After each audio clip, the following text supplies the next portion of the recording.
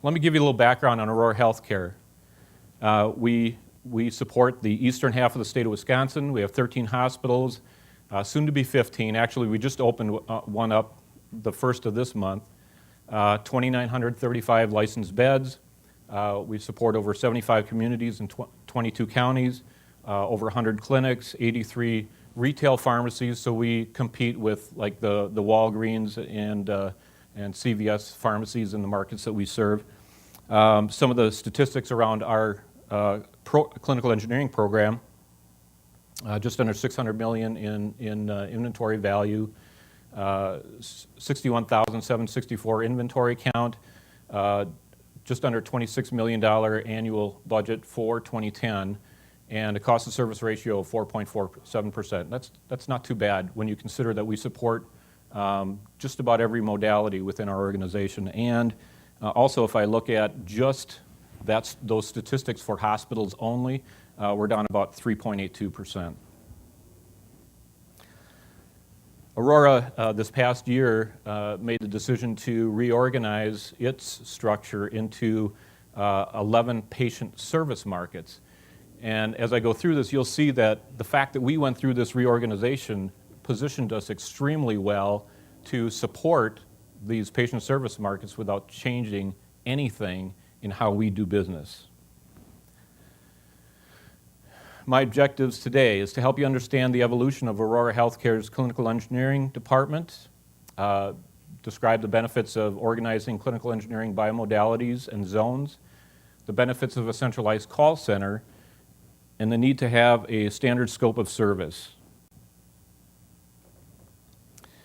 What I really like about this slide, when you look at the evolution, is you have to have a foundation. You have to, first of all, decide what you have to put in place first to build on top of that. So in our case, the first course of stone or blocks was capital integration. My former boss, Patrick Trim, who was the director of capital equipment services at Aurora, had a vision of integrating capital at Aurora and knew that to be successful in that endeavor, he needed to have clinical engineering be part of that integration.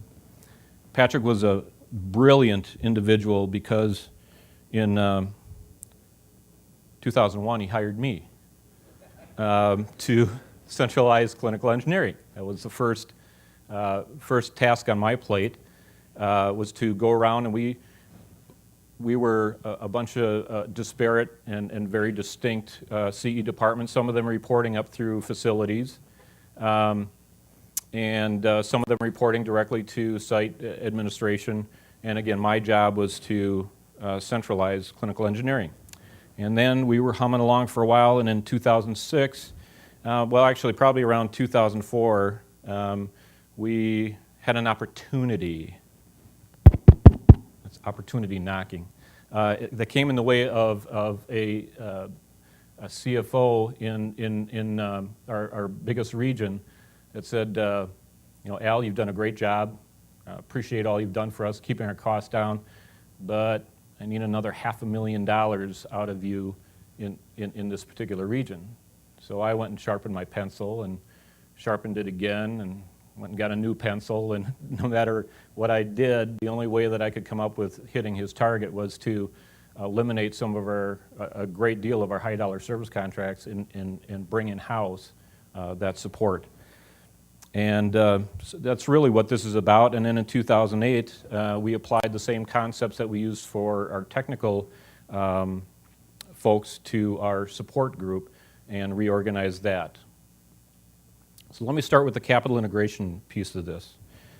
This is what I affectionately refer to as the circle of life, and I promise I won't sing. But this was, again, was Patrick's vision, sort of creating a cradle-to-grave approach to managing capital equipment. And actually, if you look at this, it even precedes the cradle, sort of the gleam in your eye portion of this at the first quarter of this with technology assessment, looking at new technologies and whether or not they're viable technologies for Aurora to adopt, whether or not we would get a reasonable return on investment for that investment. And then there's a group that does project management. So anything that we build, from a dock in the box up to a full hospital, we have a group that has templates that they start with to determine what equipment needs there are for those facilities. And then equipment analysis, looking at what the best products are in any category, having access to the capital budget cycle, doing contract negotiations. And in this realm, I'm talking about like master purchase agreements or transactional purchase contracts. And then getting to the point where we actually do the capital acquisition.